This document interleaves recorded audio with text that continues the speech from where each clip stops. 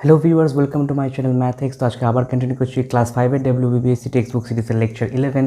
এর আগের ক্লাসে আমরা করেছিলাম হচ্ছে বাস্তব সংখ্যার সাহায্যে কী করে বাস্তব সমস্যা তৈরি করে সমাধান করা যায়, তার সাথে শিখেছিলাম হচ্ছে ঘন্টা মিনিট সময়ের যত অঙ্ক আছে কমপ্লিট করেছিলাম। তো আজকে নতুন টপিক শুরু করছি, অধ্যায় 4, গসাগু এবং লসাগু। তো গসাগু এবং লসাগুর কমপ্লিট এবং ডিটেল কনসেপ্ট এই ভিডিওতে আমরা শিখবো। তো পুরো ভিডিওটি সম্পূর্ণ দেখবে।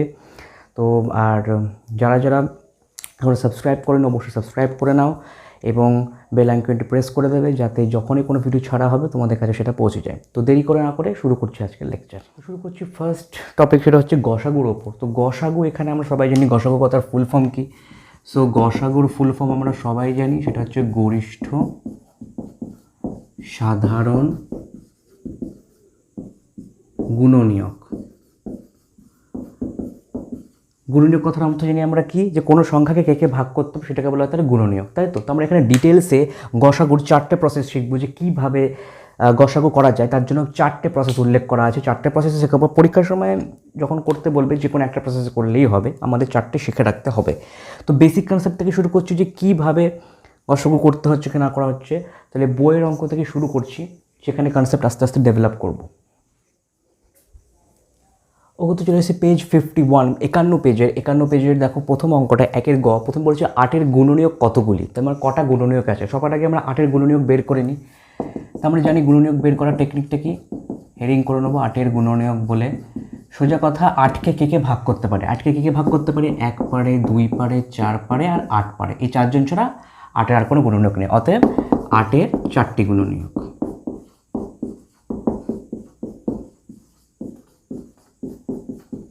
গুণনীয়কটা কেন করাচ্ছি, বেসিক কনসেপ্টগুলোকে রিভাইজ করার জন্য, যাতে পরবর্তীতে যখন গুণনীয়কের সঙ্গে গসাগু করবো ইজিলি করা যেতে পারে। ওকে, তো একের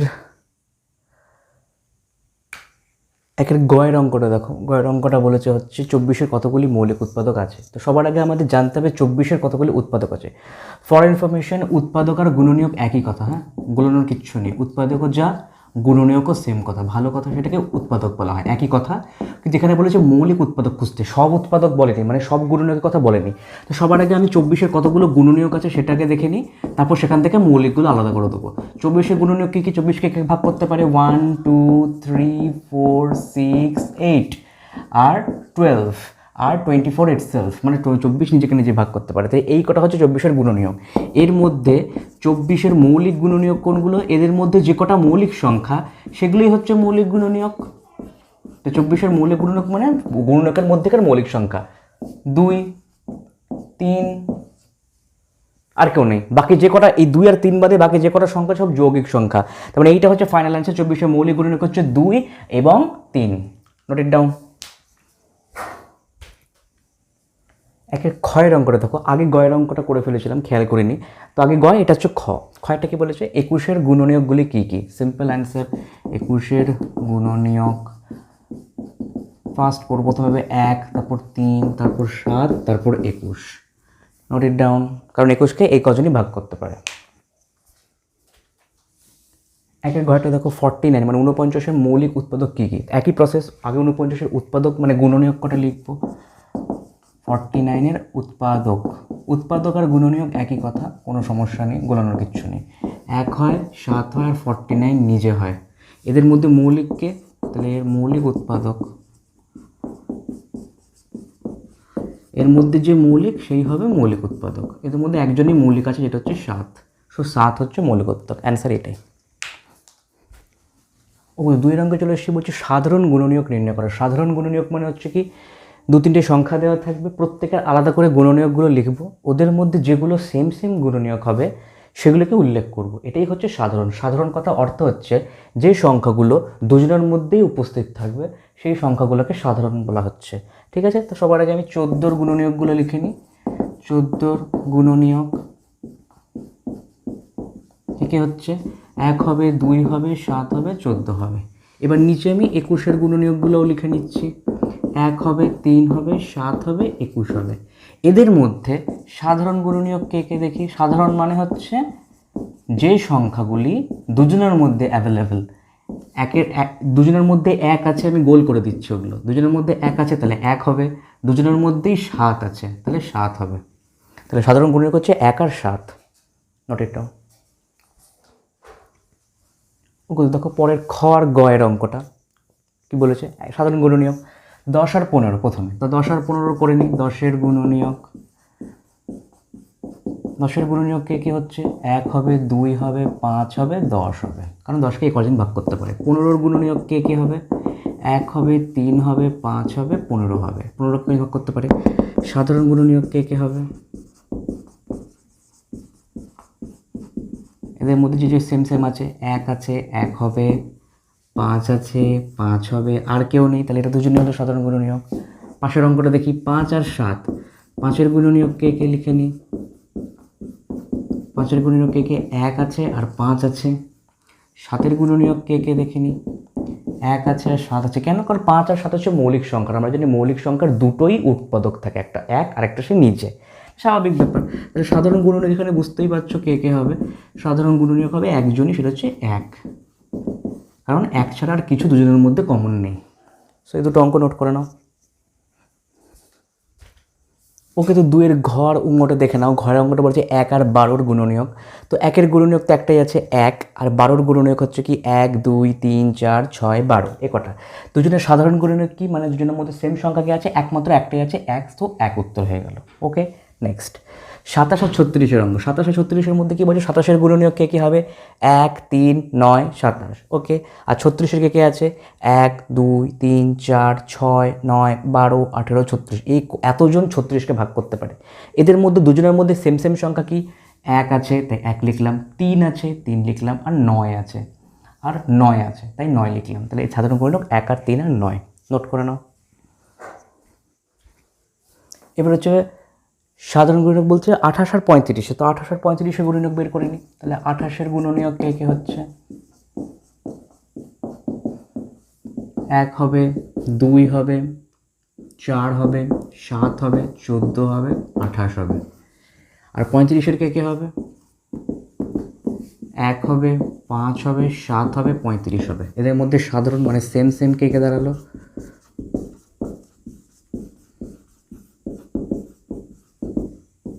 1, 7। এই দুজনই হচ্ছে সাধারণ গুণনীয়ক। Note it down. ওকে, তো পরেরটা ভিতরে এসেছি। তো ভিডিওর শুরুতে আমি বলেছিলাম যে আমাদের গসাগুর 4টে পদ্ধতি শিখতে হবে। তো গসাগু করার 4টে প্রসেস আছে। তো 4টে প্রসেসের নাম কি সেটা আমি ছোট্ট করে এখানে লিখে দিয়েছি। দেখো, গসাগুর পদ্ধতি 4টে নাম লেখা আছে। ফার্স্ট পদ্ধতির নাম হচ্ছে গুণনীয়কের সাহায্যে উৎপাদক, যেটা আজকে আমরা শিখব। সেকেন্ড পদ্ধতির নাম হচ্ছে এক ও মৌলিক উৎপাদকের সাহায্যে গসাগু, ঠিক আছে। 3 নম্বর পদ্ধতির নাম সংক্ষিপ্ত ভাগ পদ্ধতি, আর 4 নম্বর পদ্ধতির নাম ভাগ পদ্ধতি। এই 4টে প্রসেস আমাদের গসাগু শিখতে হবে, যাদের মধ্যে আজকে আমরা প্রথম পদ্ধতিটা শিখব গুণনীয়কের সাহায্যে, যেটা আমি অঙ্ক একটা নোট করেও রেখেছি। তো এটা আমরা এখন শিখব যে কীভাবে করতে হয়। পরবর্তী ভিডিওতে আমরা পরবর্তী পদ্ধতিগুলো নিয়ে আলোচনা করব। একটা ভিডিওতে আমরা একটা পদ্ধতি নিয়ে আলোচনা করব। পরের ভিডিওতে আলোচনা করব এক ও মৌলিক পদ্ধতি। এইভাবে পরবর্তী যত ভিডিও আসবে আস্তে আস্তে প্রত্যেকটা পদ্ধতি আমরা কভার করব। তো আজকে কন্টিনিউ করছি গুণনীয়কের সাহায্যে গসাগু বের করার পদ্ধতিটি। ওকে, শুরু করছি গুণনীয়কের সাহায্যে গসাগুর ফার্স্ট অঙ্কটি। 21 আর 18 কী করে গুণনীয়কের সাহায্য করতে হবে। সবার প্রথমে যে সংখ্যাগুলো আমাদের প্রোভাইড করা হয়েছে সেই সংখ্যাগুলোর গুণনীয়ক আমরা বের করে নেব। তো গুণনীয়ক বের করতে আমরা জানি, ফার্স্টে বলেছে 21-এর গুণনীয়ক। তাহলে 21-এর গুণনীয়ক আমরা বের করব। 21-এর গুণনীয়ক কী কী, 1, 3, 7 আর 21। Very good. এবার হচ্ছে 28-এর গুণনীয়ক। 28-এর গুণনীয়ক কী কী, 1, 2, 4, 7, 14 আর 28। এরা হচ্ছে 28-এর গুণনীয়ক। এইবার কি করব, সাধারণ গুণনীয়ক বার করব। সাধারণ গুণনীয়কটাকে শিখলাম আমরা কী করে বের করতে হয়। তাহলে সাধারণ গুণনীয়ক লিখে নিই চট করে। এদের মধ্যে সাধারণ কে 1, আর কি হচ্ছে 7, আর কোনো সাধারণ গুণনীয়ক নেই। তাহলে এরাই হচ্ছে এবার এদের যে সাধারণ গুণনীয়কটা আমি বার করলাম, এদের মধ্যে সব থেকে বড় যেটা সেটাই হচ্ছে আমাদের গসাগু। তাই 1 আর 7-এর মধ্যে সবথেকে বড় তো হচ্ছে 7। সো আমাদের গরিষ্ঠ সাধারণ গুণনীয়ক অর্থাৎ গসাগু হচ্ছে 7। গসাগু কথার অর্থ এই জন্যই হচ্ছে গরিষ্ঠ সাধারণ গুণনীয়ক। গরিষ্ঠ কথার অর্থ হচ্ছে সবথেকে বড়। তো সবথেকে বড় আমরা 7কে ধরছি, সেই জন্য গরিষ্ঠ। সাধারণ কেন বলছে? আমরা সাধারণ গুণনীয়কের মধ্যে থেকে বেছে নিচ্ছি, সেই জন্য গরিষ্ঠ সাধারণ। আর যেহেতু গুণনীয়কের মাধ্যমে করছি, তাই প্রসেসটাকে বলা হয় গরিষ্ঠ সাধারণ গুণনীয়ক। গসাগুর নামটা এমনি এমনি দেয়। ম্যাথামেটিক্সের কোনো ফর্মুলা বা কোনো কিছুর নাম এমনি এমনি দেওয়া হয় না, পেছনে কারণ থাকে। গরিষ্ঠ সাধারণ গুণনীয়ক কথাটার অর্থও সেটাই, যে গরিষ্ঠ কথার অর্থ হচ্ছে কি, প্রথম কথা আমরা উল্টো দিক থেকে ভাবি। গরিষ্ঠ সাধারণ গুণনীয়ক কথা অর্থ হচ্ছে কি, আমরা গুণনীয়কটা বের করব, তারপর সাধারণ কথা, সাধারণ মানে হচ্ছে সাধারণ গুণনীয়কগুলো বেছে নেব, সবশেষে গরিষ্ঠ মানে হচ্ছে দুজনের মধ্যে বা যতগুলোর মধ্যে সব থেকে গরিষ্ঠ মানে বড়, সেটাকেই নেব অ্যাজ এ উত্তর আমরা বেছে নেব। সো এটাই হচ্ছে গুণনীয়কের সাহায্যে গসাগু। ওকে, তো ফার্স্ট পরের অঙ্কটা করে নিই। 30 আর 24-এর গসাগু বের করতে বলে সবার আগে 30-এর গুণনীয়ক লিখে নিই। কি হবে? 1 হবে, 2 হবে, 3 হবে, 5 হবে, তারপরে কত হবে? 3 5 হলো 6 হবে, 10 হবে, 15 হবে, আর 30 নিজেই হবে। এই কটা 30-এর গুণনীয়ক।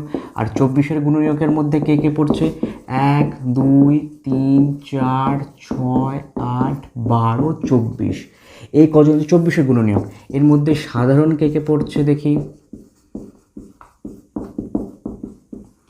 1 2 3 6, আর কেউ পড়ছে না। সো এই কজনই হচ্ছে সাধারণ গুণনীয়ক। তাহলে এর মধ্যে গসাগু কোনটা? যে সব থেকে বড়। এই 4 জনের মধ্যে সব থেকে বড় হচ্ছে 6। সো গসাগু হচ্ছে 6। ঠিক আছে, নোট করে নাও। নেক্সট 24 আর 28। সবার আগে 24-এর গুণনীয়ক। 1 2 3 4 6 8 12 24। 28-এর কে হবে? 1 2 4 7 14 আর 28। সাধারণ গুণনীয়ক কে হবে?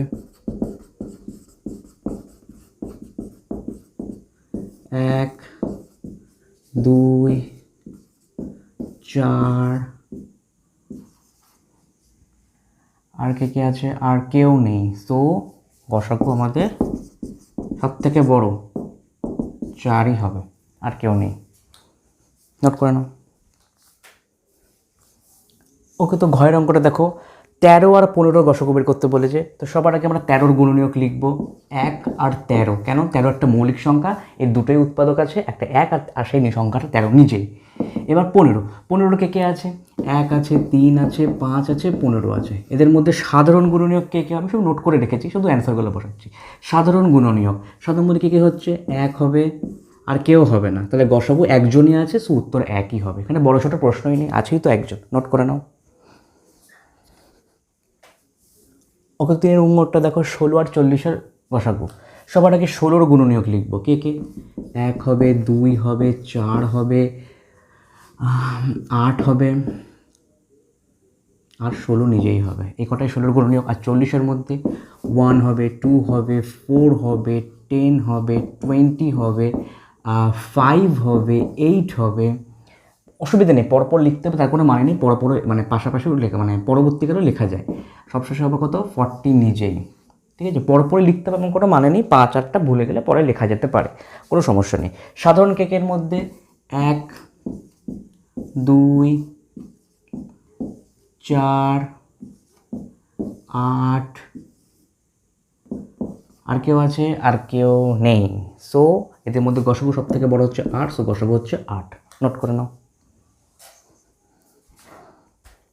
ওকে, চলে এসেছি পরের টপিকের নাম হচ্ছে পরস্পর মৌলিক কিনা। তো বলেছি যে সংখ্যাগুলো নিচে প্রতি ক্ষেত্রে পরস্পর মৌলিক কিনা আলোচনা করো। তো সবাইকে বুঝতে হবে পরস্পর মৌলিক কী জিনিস। যে সংখ্যাগুলো আমাদের দেওয়া থাকবে সেগুলোকে গসাগু করা হবে। গসাগুর উত্তর যদি 1 হয় তাহলে পরস্পর মৌলিক হবে, আর গসাগুর উত্তর যদি 1 না হয় তাহলে পরস্পর মৌলিক হবে না। অর্থাৎ আমি কি বলতে চাইছি, যদি গসাগু 1 হয় তাহলে পরস্পর মৌলিক, আর যদি 1 না হয় তাহলে পরস্পর মৌলিক হবে না। তাহলে আমাদের উদ্দেশ্য এখানে যে প্রত্যেকটা সংখ্যা দেবে তাদের আমরা গসাগু বার করব, আর গসাগু বার করার পর উত্তর যদি এক হয় তাহলে পরস্পর মৌলিক হবে, আর যদি উত্তর এক না হয় তাহলে পরস্পর মৌলিক হবে না। এবার প্রশ্ন হচ্ছে এখানে কীভাবে গসাগু করব? এখনই যে পদ্ধতিতে গসাগু করলাম সেগুলো অ্যাকচুয়ালি 4টে পদ্ধতির মধ্যে যে কোনো পদ্ধতিতে গসাগু করানো যায়, কিন্তু যেহেতু আজকে আমি তোমাদের গুণনীয়কের সাহায্যে পদ্ধতিটা শেখালাম, তো এখানে গুণনীয়কের সাহায্যে পদ্ধতি করব। ফার্দার যে লেসন্সগুলো আমরা শিখবো সেখানে বিভিন্ন ধরনের পদ্ধতি শিখবো গসাগুর, তো সেখানে আমরা ভ্যারাইটিস রকমের পদ্ধতি দিয়েও পরস্পর মৌলিকের গসাগুটা করতে পারবো, কোনো সমস্যা নেই। এখন আপাতত যেটা শিখেছি সেটা দিয়ে করছি। তো 9 আর 8, 9-এর গুণনীয়ক কে কে? 1 3 9। 8-এর গুণনীয়ক কে কে? 1 2 4 8। সাধারণ কে আছে? সাধারণ একজনই আছে, 1, তাহলে গসাগু হচ্ছে 1। আর যে আমি বললাম যেহেতু গসাগু 1 হলে তারা পরস্পর মৌলিক হবে।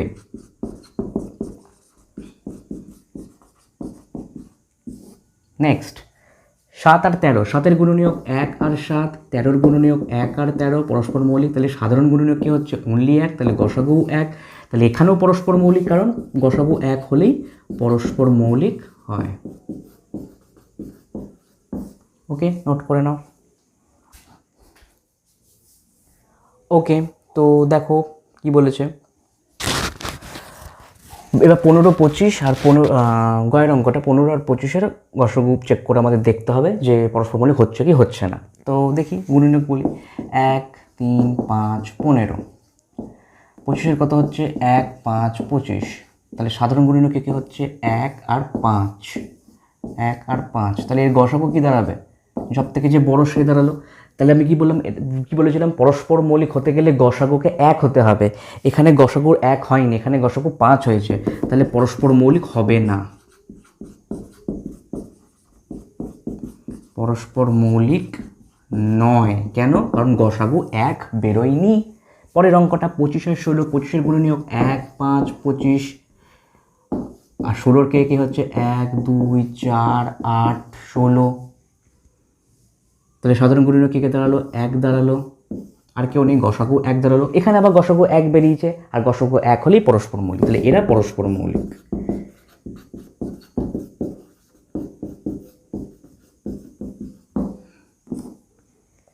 নোট করে নাও।